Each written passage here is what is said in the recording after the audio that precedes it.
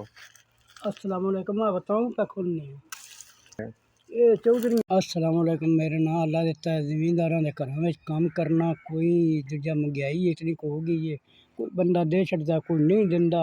मेरे 4 बच्चे ने ते ओह महंगाई इतनी कि मैं स्कूल पढ़ांदा ही पिया ते ओह भी 2 मैं उठा लैने। इतना गरीब हो गया कि मेरे को उन्हां दी दिपदी फीस भी नहीं, किताबां दे पैसे नहीं दिपदे, बस्तियां दा नहीं मेरे कोल कुछ होंदा पिया।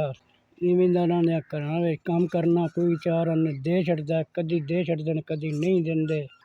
महंगाई इतनी हो गई है, दिन दा है रात दा नहीं, जे रात दा है ते दिन दा कोई नहीं।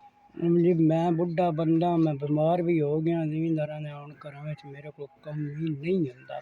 मैं 4 बच्चों का टाइम भी बड़ा औखा पिया गुजारना। बस जेह्ड़े हालत विच अल्लाह दी ज़ात रखे ओह जिवें अल्लाह दी ज़ात करे ते उवें लगाना चाहिदा।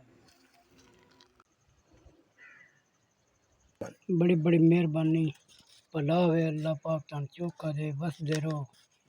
तुहाडा घल्लेआ 5000 रुपया आ गया है। भला होवे अल्लाह पाक चौखा दे, वसदे रहो। तुहानू तंदरुस्ती दे अल्लाह ताला। 4 बच्चे ने उन्हां जोगा राशन लिआवांदा, खाण दे, तुहानू दुआवां देण दे। अल्लाह पाक तुहानू चौखे ते चौखा दे, वसदे रहो। मेरे बच्चे ते मैं खावां दे ते तुहानू हर वेले तुहानू दुआवां देवां दे।